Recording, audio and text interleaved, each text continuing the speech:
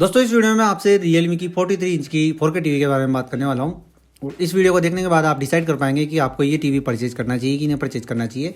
और ये 30,000 के बजट में देखने को मिल जाती है। और अगर आप भी 30,000 के बजट में 4K टीवी परचेज करना चाहते हैं तो इस वीडियो को देखने के बाद आपको आइडिया लग जाएगा कि आपको 30,000 में कौन सी और किस टाइप की टीवी परचेज करना चाहिए। तो वीडियो को एंड तक देखते रहे। ये Realme की 43 इंच की 4K टीवी मई 2021 के आसपास हमें मार्केट में देखने को मिली थी और ये जून के आसपास काफ़ी पॉपुलर हुई थी। और इसका मॉडल नंबर RMV2004 है। इसमें हमें 1 साल की वारंटी देखने को मिल जाती है टीवी की, और पैनल की 2 साल की हमें वारंटी देखने को मिल जाती है। इस टीवी को यूज करते हुए हमें काफ़ी टाइम हो चुका है और इसे 5 से 6 महीने से ज़्यादा हमें यूज करते हुए हो चुका है। और लॉन्च होने के 1-2 महीने बाद ही हमने इसे परचेज कर लिया था। और हमने इसे Realme की वेबसाइट से 30,000 की प्राइस में परचेज किया था।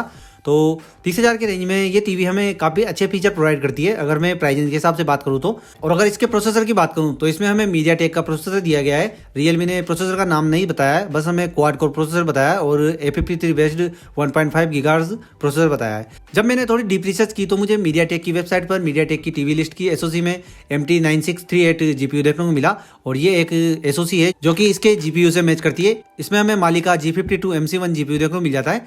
MC1 GPU से अगर मैं मैच करूं और इसके ओवरऑल फीचर से मैच करूं अगर क्लॉक स्पीड और कोर से, क्योंकि इसमें भी हमें 4 कोर देखने को मिल जाती है और क्लॉक स्पीड इस CPU की 1.5 गीगाहर्ट्ज है। तो उस हिसाब से दोस्तों MediaTek की साइड के अकॉर्डिंग 9638 GPU इसमें होना चाहिए आइडियली। ये मैं श्योर नहीं हूँ कि इसमें वही GPU दिया गया है, लेकिन number of course, clock speed और GPU के हिसाब से मैं आपको बता रहा हूँ। और अगर आपको भी इस SoC की पूरी इन्फॉर्मेशन जानना है तो आप डिस्क्रिप्शन चेक करें, मैं आपको लिंक प्रोवाइड कर दूंगा। और दोस्तों MediaTek स्मार्ट टीवीज के लिए काफी सारे चिपसेट बनाता है, तो काफी सारी इन्फॉर्मेशन आपको मिल जाएगी, आप डिस्क्रिप्शन चेक करेंगे तो। और ये चिपसेट अलग अलग कैटेगरीज में आते हैं तो आप देख सकते हैं। और MT9638 SoC की जो कैटेगरी है वो मेन स्ट्रीम कैटेगरी है और UHD 4K टीवीज में इसको यूज किया जाता है। तो दोस्तों प्रोसेसर की मैंने आपको आइडियली इन्फॉर्मेशन दे दी है तो आपको थोड़ा आइडिया लग गया होगा। और अगर आप कंफर्म श्योर है किसी प्रोसेसर को लेकर तो आप कमेंट में जरूर बताएं आपको अगर कुछ इन्फॉर्मेशन है तो इसके बारे में। और इसमें हमें 2 GB की रैम 16 GB की इंटरनल स्टोरेज देखने को मिल जाती है। तो अगर परफॉर्मेंस की बात करूँ तो परफॉर्मेंस ठीक है प्राइस रेंज के हिसाब से और हमें कोई खास लैग वगैरह देखने को नहीं मिलता है। लेकिन 5-6 महीने की यूज करने के बाद हमें कुछ इसमें हैंगिंग इशू देखने को मिलते हैं। कभी कभी टीवी हैंग हो जाती है, लेकिन वो बाई चांस कंडीशन में हुआ था हेवी टास्क पर, तो नॉर्मली कोई दिक्कत देखने को नहीं मिलेगी आपको परफॉर्मेंस में। इसमें हमें एंड्रॉइड ऑपरेटिंग सिस्टम देखने को मिल जाता है जो कि काफी अच्छी बात हो जाती है। और अधिकतर टीवी यूजर्स की डिमांड एंड्रॉइड ऑपरेटिंग सिस्टम ही होती है जिसमें हम बाकी अदर एप्स यूज कर सके आराम से और हमें रिलायबिलिटी से रिलेटेड कोई इशू ना हो। इसमें हमें नॉर्मली सारे पोर्ट देखने को मिल जाते हैं। इसमें हमें 3 HDMI पोर्ट देखने को मिल जाते हैं और 2 USB पोर्ट देखने को मिल जाते हैं जो कि USB 2.0 टेक्नोलॉजी पर बेस्ड है। और AV का और एंटीना का पोर्ट देखने को मिल जाता है, साथ में हमें लेन का पोर्ट भी देखने को मिल जाता है।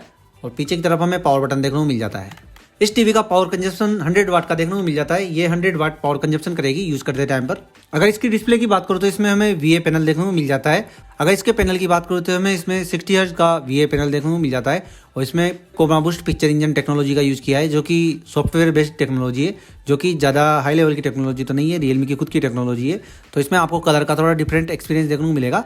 तो ये एक हाईलाइटेड पॉइंट है Realme की तरफ से, ज़्यादा कुछ मैं खास टेक्नोलॉजी तो नहीं कहूँगा इसको। और जैसा कि ये एक UHD पैनल है 4K रेजोल्यूशन के साथ, तो पैनल की अगर मैं क्वालिटी की बात करूँ तो क्वालिटी सही है प्राइस रेंज के हिसाब से, मुझे कोई कंप्लेंट नहीं है। लेकिन इस प्राइस रेंज में हमें कुछ ऑप्शन में हमें बेटर पैनल देखने को मिल जाता है और ज़्यादा निट्स की ब्राइटनेस देखने को मिल जाती है।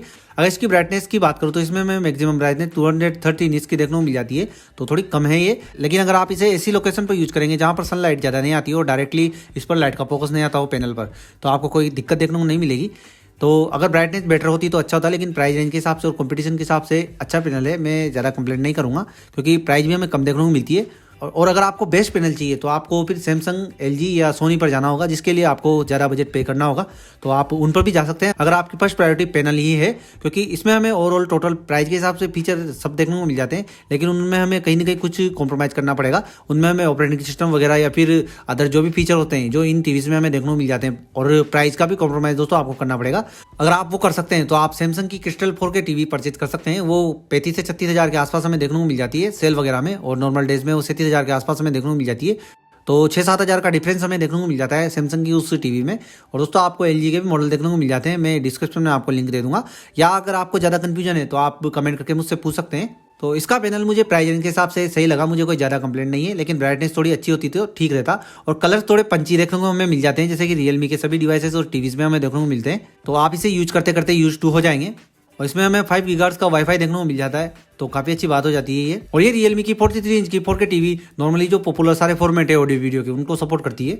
और अगर ऑडियो के डिपार्टमेंट की बात करूं तो इसमें हमें 4 स्पीकर देखने को मिल जाते हैं 24 वोट के, और डोल्बी एटमॉस का हमें इसमें सपोर्ट देखने को मिल जाता है, तो काफ़ी अच्छी बात है।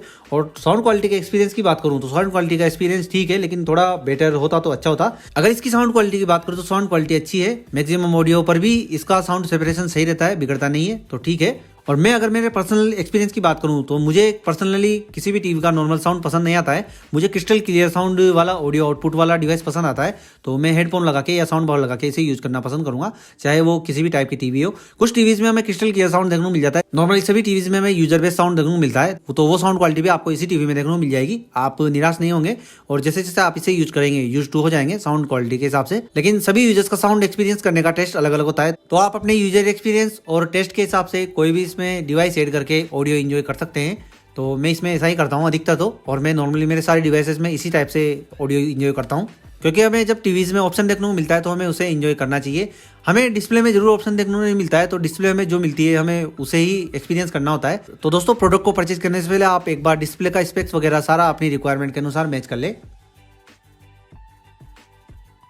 और दोस्तों, रियलमी ने इस 4K टीवी में काफ़ी सारे फीचर हाईलाइटेड किए हैं, तो आप उन्हें वेबसाइट पर जाकर पढ़ सकते हैं। और एक फीचर इन्होंने और हाईलाइटेड किया है, इसमें 4 माइक्रोफोन दिए गए हैं, जिससे आप इस टीवी में हैंड्स फ्री वॉइस कंट्रोल का एक्सपीरियंस ले सकते हैं। तो एक्सपीरियंस अच्छा है, आप वॉइस कमांड से काफ़ी सारे फीचर कंट्रोल कर सकते हैं। अगर आप नॉर्मली वॉइस कमांड यूज़ नहीं करते हैं तो ये फीचर आपके लिए शायद ही काम का ना हो, लेकिन मैं पर्सनली वॉइस कमांड यूज़ करना पसंद करता हूँ, तो ये फीचर मेरे काम का तो है, मुझे लगा। और माइक्रोफोन्स काफ़ी अच्छे से वॉइस डिटेक्ट कर लेते हैं। और दोस्तों, जब भी आप किसी भी डिवाइस को वॉइस कमांड दें तो उसे क्लियरली वॉइस कमांड दें। अगर आप डिवाइस को सही से कमांड नहीं देंगे तो वो वर्ड्स को रिकॉग्नाइज नहीं कर पाएगा और आपको रिजल्ट सही देखने को नहीं मिलेंगे, डिफरेंट रिजल्ट देखने को मिल सकते हैं आपको, तो आप इस बात का ध्यान रखें। तो दोस्तों, इस रियलमी की 43 इंच की 4K टीवी के बारे में अगर मैं अपने फाइनल ओपिनियन की बात करूं तो आपको इसे दोस्तों 30,000 के हिसाब से तो परचेज कर लेना चाहिए। अगर आपकी फर्स्ट प्रायोरिटी क्वालिटी है ओवरऑल और आपको बजट की कोई दिक्कत नहीं है तो आप सैमसंग वगैरह की टीवी परचेज कर सकते हैं, सैमसंग या सोनी में आप जा सकते हैं। या फिर अगर आपको बजट की दिक्कत है तो आपको ये 4-5 ऑप्शन देखने को मिल जाते हैं, मैं आपको बता देता हूँ। रियलमी की आप ये 43 इंच की 4K टीवी परचेज कर सकते हैं फर्स्ट नंबर पे, जिसका मैंने अभी आपको रिव्यू बताया है। और आप मोटरोला की ZX3 टीवी परचेज कर सकते हैं, आपको ये सारे मॉडल स्क्रीन पर शो हो रहे हैं। और आप तीसरे नंबर पर हाईसेंस की A6 GE3 सीरीज की टीवी को परचेज कर सकते हैं, ये भी एक 4K टीवी है और मॉडल नंबर वगैरह आपको सब स्क्रीन पर शो होगा। और आप ज़्यादा जानकारी के लिए डिस्क्रिप्शन जरूर चेक करें, वहाँ पर मैंने इन सभी के लिंक दिए हैं, तो आप वहां से जाकर बेटर आइडिया लगा पाएंगे। और आप MI की 5X टीवी को भी परचेज कर सकते हैं। और दोस्तों, इन चारों ब्रांड्स की क्वालिटी और सर्विस तो सैमसंग के मुकाबले नहीं है, लेकिन प्राइस रेंज के हिसाब से अपनी प्राइस को जस्टिफाई करते हैं चारों प्रोडक्ट्स। तो आप इन चारों में से जो भी आपको ब्रांड पसंद हो या जिसका भी आपका एक्सपीरियंस सही हो या आपको जो भी फीचर पसंद आते हैं वो आप परचेज कर सकते हैं। और रियलमी की टीवी का तो मैंने आपको ओपिनियन दे ही दिया है। और सेल में आपको ये टीवी कार डिस्काउंट लगाकर और ऑफर में कम प्राइस में भी देखने को मिल जाएगी। और ये रियलमी की 43 इंच की 4K टीवी अभी सेल में हमें 26,000 के आसपास प्राइस रेंज में देखने को मिली थी, और साथ में हमें कार डिस्काउंट भी देखने को मिला था। तो 25,000 से कम में तो किलर डील हो चुकी थी ये, और अभी तो हमें नॉर्मली 30,000 की देखने को मिलती है, लेकिन सेल वगैरह में हो सकता है आपको वापस दोबारा से कम देखने को मिले। और मोटरोला हाईसेंस और MI की टीवीज़ की प्राइस तो इतनी ड्रॉप नहीं हुई थी, लेकिन इस रियलमी वाली टीवी की प्राइस ड्रॉप हुई थी। तो 25,000 में अगर आपको मिल जाती है तो आप इसे बेझिझक परचेज कर सकते हैं। 25,000 के बजट में तो सही है, और 30,000 के बजट में भी ठीक है अगर कंपटीशन के मैं मुकाबले बात करूँ तो। लेकिन अगर आपकी प्रायोरिटी जैसा कि मैंने आपको बताया क्वालिटी है, तो आप ज़्यादा बजट बढ़ा सकते हैं, तो आप दूसरे ऑप्शन पर जाए, सैमसंग, LG या सोनी पर, क्योंकि इसमें हमें पैनल की क्वालिटी वो वाली नहीं मिलती है जो उनमें हमें देखने को मिलती है। तो इस बात का आप ध्यान रखें। रियलमी, मोटरोला, हाईसेंस और MI ने हमें काफ़ी सारे स्पेक्स और फीचर्स नहीं बताए हैं टीवीज़ के, क्योंकि हमें अगर डीप स्पेक्स जानना हो तो हमें वो देखने को नहीं मिलते हैं किसी भी वेबसाइट पर। तो ये दोस्तों एक माइनस पॉइंट क्रिएट होता है जब भी हम इनके प्रोडक्ट को परचेज करते हैं।